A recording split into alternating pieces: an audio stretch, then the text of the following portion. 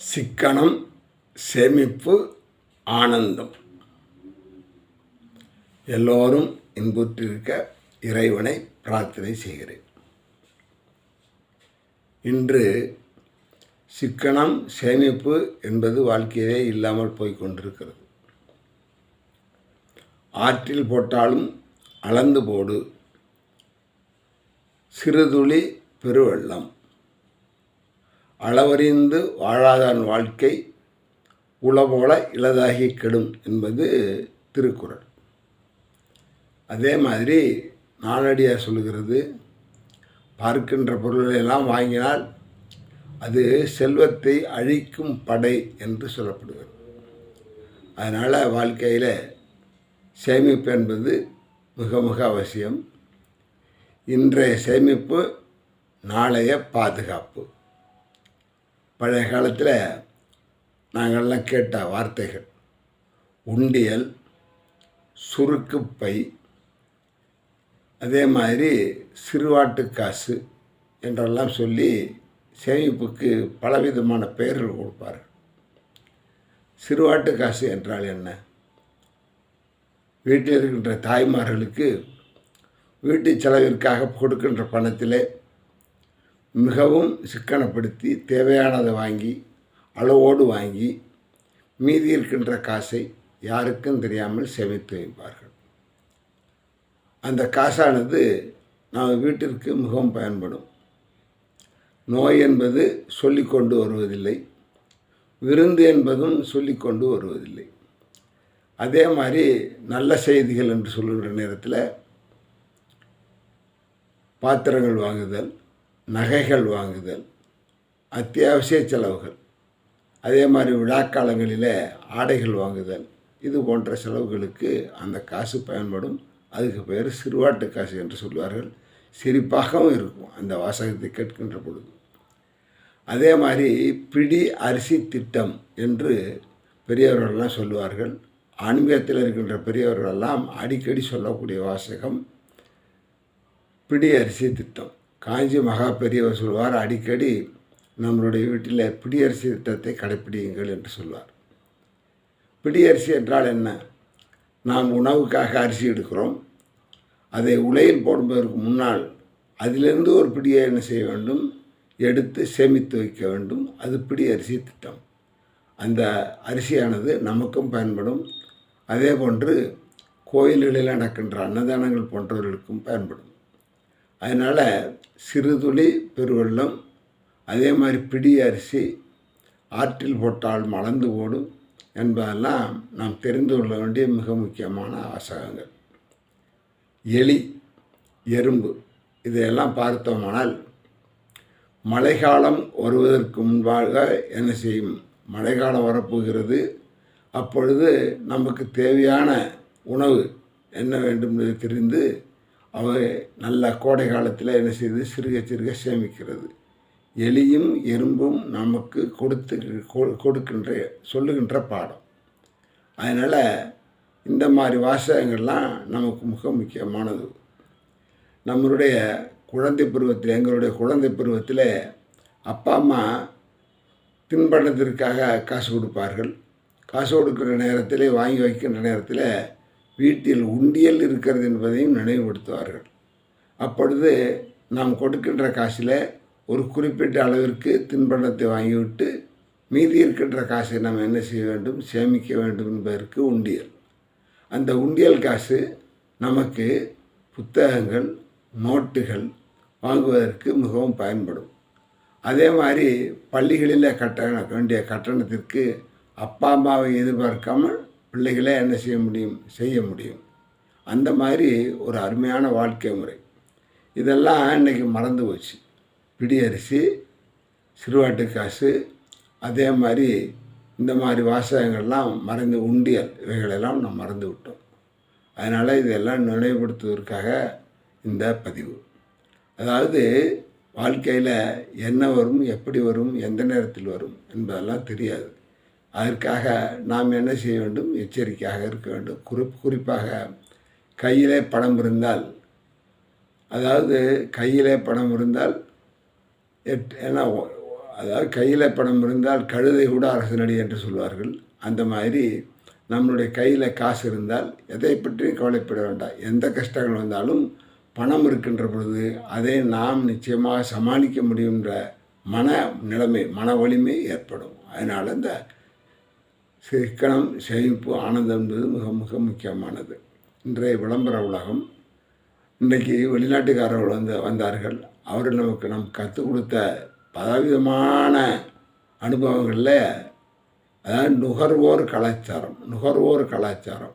இன்றைக்கு வியாபார வணிக நிறுவனங்கள்லாம் என்ன செய்கிறேன்னா, ஒன்று வாங்கினால் ஒன்று இலவசம், ஆடி தள்ளுபடி, டிசம்பர் தள்ளுபடி, இதை மாதிரி நம்ம என்ன செய்கிறார்கள், ஏமாற்றி என்ன செய்கிறார்கள், நம்மை நுகர்வோர்களாக வைத்திருக்கிறார்கள். எதை பார்த்தாலும் வாங்கணும், எதை கொடுத்தாலும் வாங்கணும். இலவசம் கொடுக்குற நேரத்தில் நமக்கு இந்த பொருள் தேவைதானா, எந்த அளவிற்கு தேவை, அதை எப்படி வாங்குவது, தேவையான பொருளை எப்படி சேமிப்பு வைத்தது, அது நமக்கு பார்க்கப்படுமா என்று எண்ணுவது கிடையவே கிடையாது. இந்த மாதிரி கலாச்சாரம் தான் நுகர்வோர் கலாச்சாரம். சில பேர் சொல்லுவாங்க, வெளிநாட்டுகளில் மேலை நாட்டுகளில் பசிக்காவிட்டாலும் நல்ல உணவு என்று சொல்லி யாராவது கொடுத்தால் வாந்தி எடுத்தாலும் அதை என்ன செய்வார்கள், அதை சாப்பிட்டு மகிழ்வார்கள் என்று சொல்வார்கள். அந்த மாதிரியெல்லாம் ஒரு எண்ணங்கள் கூடவே கூடாது. அதே மாதிரி எந்த பொருளையும் வீணாக்கக்கூடாது. வீணாக்கக்கூடாத பொருள்கள் என்னென்ன, உணவுப் பொருள்கள். இன்றைக்கி அன்னதானம், அதே மாதிரி விருந்துகள், இந்த மாதிரி இடங்களில் அதிகமான அளவுக்கு உணவுப் பொருள்கள் வீணாகிறது. அதாவது சாப்பாட்டுக்கு வழி இல்லாமல் உணவுக்கு வழி இல்லாமல் இருக்கிற நிறைய பேர் இருக்கிற நேரத்தில் நாம் நிறைய பேர் என்ன செய்கிறோம், விருந்து கொண்டாடி இவைகளெல்லாம் என்ன செய்கிறோம், வீணாக்கி கொண்டே இருக்கிறோம். அதனால் எந்த இடமா இருந்தாலும் சரி, இவைகளெல்லாம் அளவோடு சேமித்து பழக வேண்டும். அதே மாதிரி இன்று நமக்கு தேவையானது என்ன என்பதை தெரிந்து கொள்ள வேண்டும். அதாவது சிக்கனத்துக்கு பெயர் பெற்றவர்கள் யார் அப்படின்னு சொன்னால் தாய்மார்கள். அவர்களே இன்று என்ன செய்கிறார்கள், இந்த நுகர்வோர் கலாச்சாரத்திலே ஒன்றுக்கொன்று இலவசமாக ஆடித்தள்ளுபடி இவைகளெல்லாம் ஈடுபட்டு என்ன செய்கின்றார்கள், தேவையில்லாத அளவிற்கு பொருள்களெல்லாம் வாங்கி சேமிக்கிறார்கள். இன்றைக்கி பழைய காலத்தில் மிகப்பெரிய பணக்கார வீடுகளில் கூட ஆடைகள் என்று சொன்னால் அதிகபட்சமாக ஒரு 5 ஆடை, இல்லை மிக மிக அதிகமாக இருந்தால் ஒரு 10 ஆடை வைத்திருப்பார்கள். பெரும்பணக்காரர்கள், சொல்லக்கூடிய பணக்காரர்கள். அநேக நேரத்தில் இன்றைக்கி எப்படின்னு சொன்னால், தேவை இருக்கோ இல்லையோ நாம் என்ன செய்கிறோம், ஆடைகளை வாங்கி குமிக்கிறோம். திருமண நாள், பிறந்த நாள், கல்யாண நாள், அதே மாதிரி மற்ற இடங்களுக்கு செல்கிற நேரத்தில் தேவையான பொருள்களை, அதாவது நாம் ஆடம்பரமாக இருக்க வேண்டும் என்பதற்காக, அலங்காரமாக இருக்க வேண்டும் என்ற ஆடைகளை வாங்கி குவிக்கின்றோம். இதெல்லாம் தேவையில்லாத ஒன்று. ஆடைகள் இல்லாத ஒரு சூழ்நிலையில் நிறைய மனிதர்கள் வாழ்கிறார்கள். ஆனால் நாம் என்ன செய்கின்றோம், ஒவ்வொரு வீட்டிலும் ஆடைகளை குவித்து வைத்திருக்கிறோம். என்ன சொல்லுவாங்கன்னா, இது 10 வருஷத்துக்கு முன்னாடி வாங்கின ஆடை, 5 ஆண்டுகளுக்கு முன்னால் வாங்கிய ஆடை, இவர் இந்த இதுக்காக வாங்கி ஆடை என்றெல்லாம் சொல்லி நம்ம என்ன செய்கிறோம், செலவழித்து கொண்டு இருக்கிறோம். அதனால் என்ன செய்கிறோம், நம்ம என்ன செய்யக்கூடாது, இந்த மாதிரி வீண் செலவுகளெல்லாம் செய்யக்கூடாது. அதே மாதிரி நாம் ஒரு வேலைக்கு போகிறோம். வேலைக்கு போகிறதுக்கு முன்னாடி நாம் வேலைக்கு போகின்றோம் என்பதை தெரிந்து கொண்டு பலவிதமான நிறுவனங்கள் நம்மை நாடி வருகிறார்கள். என்ன செய்கிறார்கள், எல்ஐசி போடுங்க, வீடு கட்டுங்க, பைக் வாங்குங்க, நீங்களும் காரில் போனால் என்ன அப்படிங்கிற மாதிரி ஆசைகளெல்லாம் தூண்டி விடுகிறார்கள். அந்த மாதிரி கலாச்சாரம் என்பதுதான் நுகர்வோர் கலாச்சாரம். நமக்கு இது தேவைதானா, அதாவது நிறுத்துவதற்கு இடமில்லை, ஆனால் மோட்டார் சைக்கிள் வாங்க வேண்டும். நிறுத்துவதற்கு கார் இல்லை, கார் வாங்க வேண்டும். ஓட்டுவதற்கு தெரியாது, ஆனால் என்ன செய்ய வேண்டும், கார் வாங்க வேண்டும். இந்த மாதிரி ஒரு கலாச்சாரம் நம்மிடையே அதிகரித்து விட்டது. அதனால் நாம் என்ன செய்கிறோம், சிக்கனமாக வாழ வேண்டும், சேமித்து வாழ வேண்டும். அதாவது எதிர்கால சேமிப்பு, இன்றைய சேமிப்பு, எதிர்கால பாதுகாப்பு என்பதை உணர்ந்து நாம் சேமிக்க வேண்டும். எல்ஐசி போடலாம், நமக்கு உயிருக்கு பாதுகாப்பு, உடைமைக்கு பாதுகாப்பு. அதே மாதிரி நமக்கு ஒரு குறிப்பிட்ட காலத்தில் மிகவும் அதிகமான பிரிமியம் தொகை, அதாவது போனஸோடு சேர்த்து அதிகமாக கிடைக்கிறது. அதே மாதிரி வீடு வசதி இல்லாதவர்கள், வீடு இல்லாதவர்கள் என்ன செய்யலாம், வீட்டு கடன் வாங்கலாம். அதுவும் என்ன செய்யணும்னா நமக்கு திருப்பி கடனை செலுத்த முடியும் என்ற அளவுக்குத்தான் வாங்க வேண்டும். அதான் சிறுக கட்டி பெருக வாழ் என்பது சொல்ல உண்மை. அதே மாதிரி நமக்கு வாகனங்கள் சொல்லியாச்சு, வீடு சொல்லியாச்சு. அதே மாதிரி மற்ற விஷயங்கள் எல்லாம் நமக்கு தேவைக்கேற்ப நாம் வாங்கி அதை என்ன செய்ய வேண்டும், பயன்படுத்த வேண்டும். இல்லாவிட்டால் என்ன செய்ய வேண்டும், போதுமென்ற மனமே பொன் செய்யும் மருந்து என்று வாழ வேண்டும். அடுத்தவர்களோடு ஒப்பிட்டு நம்ம என்ன செய்யக்கூடாது, வாழ்க்கை வாழக்கூடாது, வாகனம் வாங்கக்கூடாது, வீடு கட்டக்கூடாது, கடனாளியாக இருக்கக்கூடாது என்பதையெல்லாம் சொல்வதற்காகவே இந்த பதிவு. அதனால் எல்லோரும் சிக்கனமாக வாழ்வோம். சிக்கனமாக வாழ்ந்தால் மட்டும் பத்தாது, சேமித்து வாழ்வோம். சேமித்து வாழ்கின்ற பொழுது நமக்கு எதிர்காலத்திலே வருகின்ற செலவிட்டங்கள், திடீரென்று வருகின்ற செலவுகள், இவைகளெல்லாம் நாம் என்ன செய்ய வேண்டும், மகிழ்ச்சியாக செய்யலாம், சந்திக்கலாம். அந்த பிரச்சனைகளிலிருந்து, துன்பங்களிலிருந்து விடுபடலாம் என்று சொல்லி, கடனாளியாக வாழாதே, கடனாளியாக வாழாதே.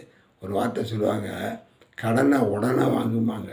கடனை உடனே வாங்கி என்ன செய்கிறது, கடனாளியாக தான் இருப்போம். நமக்கு தேவை இருக்கிறதா, தேவையா, இதை செய்ய முடியுமா, இது நமக்கு செய்ய முடியாதா என்பதெல்லாம் சிந்தித்து செய்ய வேண்டும் என்பதை சொல்லி, இந்த பதிவில் சிக்கனம், சேமிப்பு, ஆனந்தம், பெருவாழ்வு இதையெல்லாம் நாம் வாழ்க்கையில் கடைப்பிடிக்க வேண்டும். நுகர்வோர் கலாச்சாரம் வேண்டாம், விளம்பரங்களை பார்த்து ஏமாற வேண்டாம். அதே மாதிரி ஆர்டி, சிடிடி இதெல்லாம்ட்டு சொல்வார்கள். அந்த மாதிரி அஞ்சலக சேமிப்பு வங்கிகளில் சேமித்து நாம் என்ன செய்ய வேண்டும், நம்முடைய எதிர்காலத்தை மகிழ்ச்சியாக வைத்திருக்க வேண்டும் என்று சொல்லி எல்லோரும் இன்புற்று இருக்க இறைவனை பிரார்த்தனை செய்கிறேன். அறந்தாங்கி குரு சோலையப்பன்.